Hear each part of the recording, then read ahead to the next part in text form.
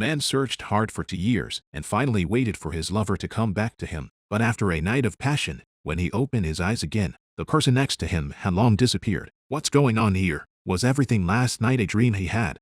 And today's story begins with Talu receiving a personal invitation from the mayor's sister. She warmly invited Talu to visit the lumber mill for future business cooperation. During his visit, he also befriends a police officer who is also in cahoots with the town's mayor. After an evening call with his father to check in, Ken had nothing to do, so he went out for a walk to relax. It just so happens that while walking he meets Talu, who is also walking. Ken expresses his gratitude to Talu after his warm concern, because Talu had helped him last night. After his last confession, Talu expresses his love directly to Ken. He honestly says that if Ken still can't get over the one in his heart, he's willing to wait. However, Ken isn't seriously considering this. Instead, he rejects Talu without hesitation. With Talu pestering him, Ken angrily shouts that Din must still be alive in this world.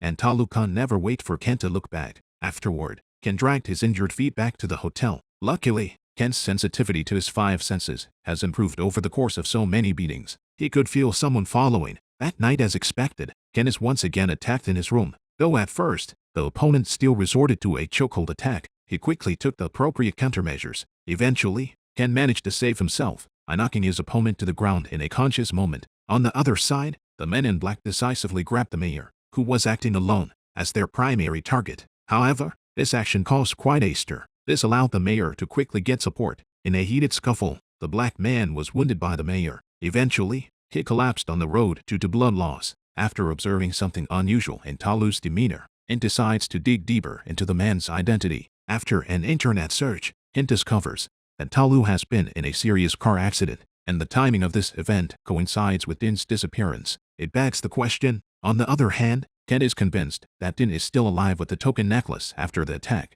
However, when he tells his best friend and Din's siblings about it, instead, he is told by his sister that Din's body has been cremated. She urges Ken to stop obsessing about people who are already dead. It made Ken feel like his heart was in his mouth. Eventually, he left with his dissatisfaction. Ken went back to his hotel room. Originally, Talu was not far away, waiting for him to come back and continue the offensive. However, before Talu could strike, the schoolboy then snatched the man away on the pretext of taking Ken to dinner. Originally, Talu had gotten up the courage to call out to Ken in front of the hotel, but a caller makes him miss his chance to keep Ken. The schoolboy simply closed the car door to avoid him pestering him. He doesn't give Talu Ken any room to talk at all. Everyone joined together after the party to dine on the street. During the chat, Gun from the group reveals that he once read Ken's natal chart, and he said he observed that Ken's final emotional destination was not Din. This surprised the crowd.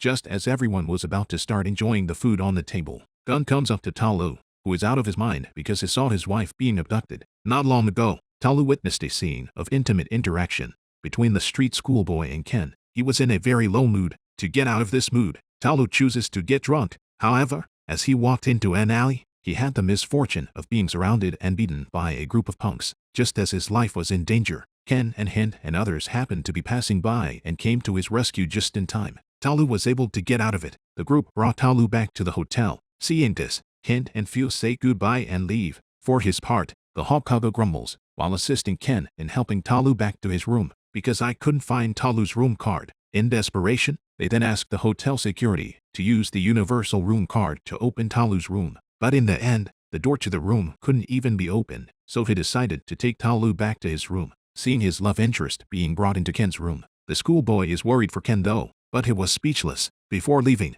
he again instructs Ken to lock his bedroom door, so that he won't be harassed by a waking Talu. After his schoolmate leaves, Ken takes on the responsibility of taking care of Talu on his own. But what Ken doesn't realize is that Talu's routine is very similar to Din's. It made Ken nostalgic for the good old days. For a moment, his thoughts were racing. When he returned to his bedroom, the sadness was uncontrollable. He slept in remorse and loss. When he woke up, he found himself naked in bed. Also, he had Talu, who was also shirtless, on his pillow. This made Ken look alarmed. It's just as well that this happened first thing in the morning. On the side, Phahon brings the crowd wanted to make a deep confession. With their hands full, the two rushed to get dressed. After stringing together his lines, Ken went to the door, but they are caught by their buddies with Talu's pants on backwards. It gave them both an instantly awkward vibe of being caught in the act. Also in doubt about Din's life and death is Maya, Din's mother. As a mother, she has an instinct for her children. While cremating the remains, Maya senses that something is wrong. When she cleaned her son's room,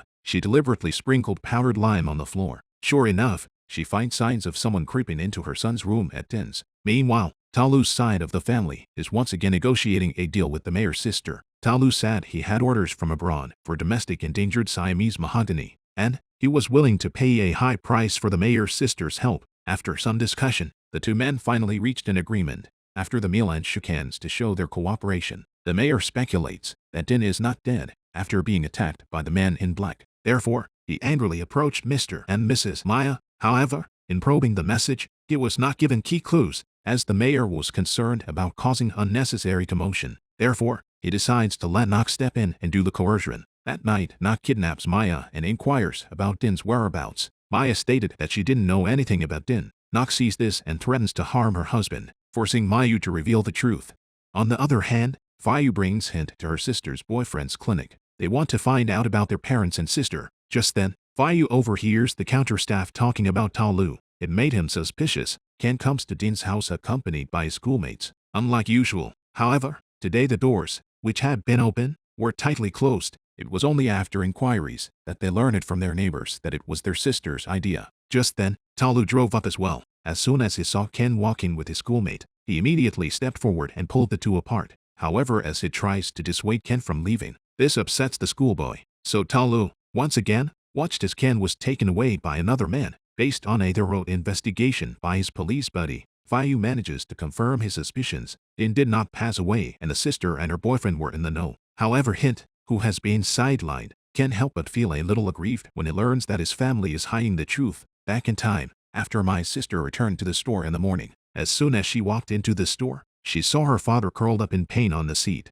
She rushed forward to check on her father's injuries. That's when she learns that her mother has been kidnapped by evil men. Maya was taken as a hostage. Nok had wanted to take a strong-arm approach and force her to talk, but at the mayor's instruction, he could only close his fists. The mayor demands Maya's life as a condition for his sister to hand over evidence of the crime Din recorded. After the mayor orders his subordinates to take care of the matter, he immediately rushes off to discuss business with Ta Lu. The mayor is ecstatic to learn that Ta Lu is willing to pay for the deal up front. He invites Ta Lu to visit his important timber area. On the other hand, Ken decides to act alone. To avoid the nagging of his schoolmate, which caused him to have a migraine attack, he straightaway knocked the schoolboy out and placed him in the car, so that he could enjoy a moment of peace and quiet. And Ta Lu is like placing a tracker on Ken. He always meets him in all sorts of places. However, Ken is distracted by this mundane encounter. Therefore, he chose to distance himself from Ta Lu. It's not just because he wants Ta Lu to stay away from him. It was more than clear that he wanted nothing more than Din's company in this life and no longer needed anyone else's.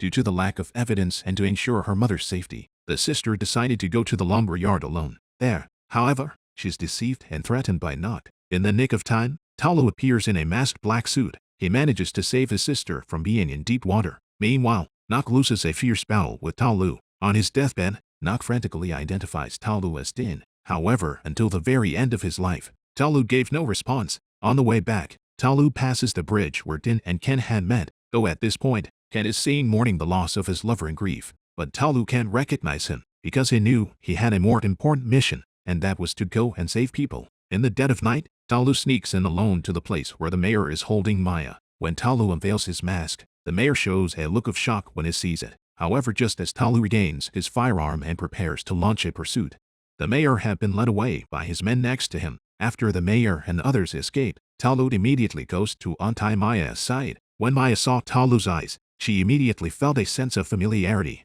However, before she could identify Ta Lu has fled the scene in a panic. Upon learning of his mother's safe return home, Ken leaves to return to his home to be reunited with both parents, and he arranged for someone to stay behind to make sure that the parents were no longer victimized by the thugs. However, Ken's return home is marred by the fact that he has not been able to see his sister. And at that moment, the sister is healing the injured Ta Lu. She was supposed to know that Din was not dead. Just seeing that the mayor has revealed Ta Lu's identity, she is afraid that the hatred will be transferred to him. The sister then asks Ta Lu when he will let go of his hatred. Today, however, Ta Lu is no longer confused. The only factor left that can sway him on his path to revenge is Ken, who always worries him. Ken also witnessed Ta Lu's attack on the town's mayor. It brought back memories of the past, when he had suffered the experience of the man in black. This makes him angry for being cheated by Ta Lu. Based on the information gathered by Phun, both Phahon and Phun decide to go after their sister's boyfriend, and Int finds his sister alone after learning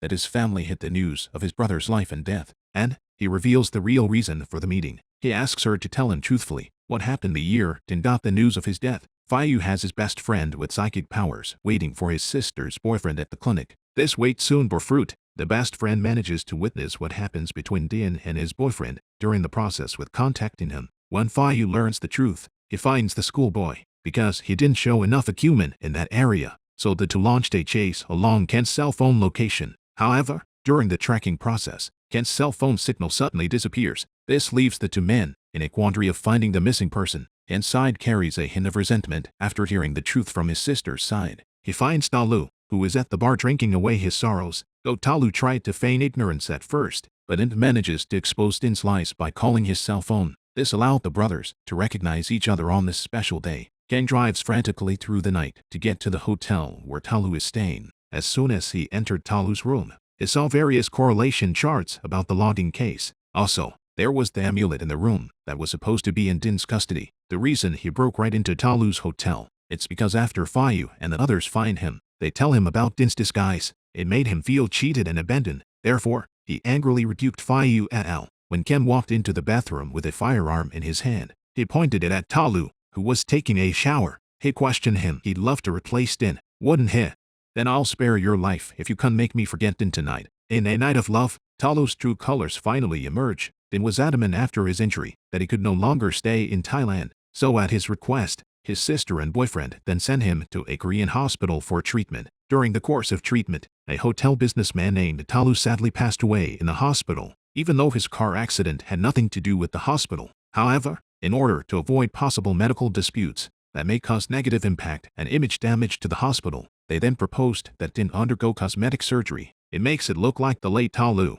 This allows Din to issue a death certificate. After Ken and Talu's long overdue reunion, Talu leaves quietly in the early morning hours. He has not said goodbye to Ken. The first time he went home, he mainly visited his mother. On this journey home, however, he did not immediately recognize his mother. He just asked his mother to cook a meal for him. They had a wonderful time together during the time that his mother was busy with him. Talu couldn't even eat after the information that the mayor and the others had started to move. All he had to do was leave a note apologizing, and he promised to visit again if he had the honor of seeing him again. The police came to the logging site to arrest people in accordance with the law. Meanwhile, the mayor's sister gets a call from the sheriff. The sheriff advised her not to go to the plant. It was all orchestrated by Talu. The mayor's sister quickly dialed her brother's cell phone to inform him that the plant was surrounded by police forces. Upon hearing this, the mayor immediately asked his sister to prepare for evacuation. Next, the mayor went to the place where his sister was being held. He tries to question her about Din. However, the sister adamantly refuses to reveal any information about Din's face swap. As a result, the mayor decides to take his sister as a hostage to better deal with Din. On the other hand, the sister's boyfriend finds Hint and the others seeking help, so Hint takes him to the hotel to look for Talu. When they arrive, however, all they see is Ken lying disheveled on the bed. After learning the fact that Talu is Din, Ken's entire being is shocked. He quickly pulled out his cell phone and checked the locator system he had set up when he dove in last night. The trio followed the direction straight to Talu's location. Talu, alone at this point, bravely breaks into the mayor's base camp. Whether he encounters a god or a ghost, he is undaunted. He fought his way to the top and defeated the men who came to obstruct him. Eventually, he managed to get to the mayor. After seeing the mayor holding his sister hostage, Talu doesn't hesitate to sit down and confront the mayor. When the mayor curiously inquires about Talu's identity and why he has set him up so many times, Talu is no longer hiding. He confessed that he was Din. Then, as the mayor looked on in surprise, Talu decisively pulled the trigger. He hit the mayor in the arm. The sister managed to get away from the injured mayor. Din still clutches his gun and aims it at the desperate mayor. Just then, Ken and the others finally arrive on the scene. But in the end, Talu chooses to end the mayor's life himself. He did not choose to turn him over to the law. The mayor's sister tries to enlist the help of the family's hired doctor in order to successfully escape. Surprisingly, however, the doctor is none other than a spy that Talu has secretly placed in the mayor's sister's house. As a result, when officers arrived on the scene, the mayor's sister was arrested and taken away as required by law, and the evidence provided by this undercover doctor will keep her behind bars for years to come. After the incident, Talu disappeared without a trace. He is being sought by the police on suspicion of shooting the mayor of the town. Ken, on the other hand, is in deep sorrow because his love is nowhere to be found. He looks forward to the day when he will be reunited with his beloved again. At some point a year later, my sister contacted Ken because of her upcoming wedding to her boyfriend. In addition to cordially inviting Ken to the event and sending him her best wishes, she reveals the exact date of the wedding was set for July 7th, which has special meaning for Ken. What does this mean? Is Ding coming back? Looks like there's a second season of this show, so let's look forward to that.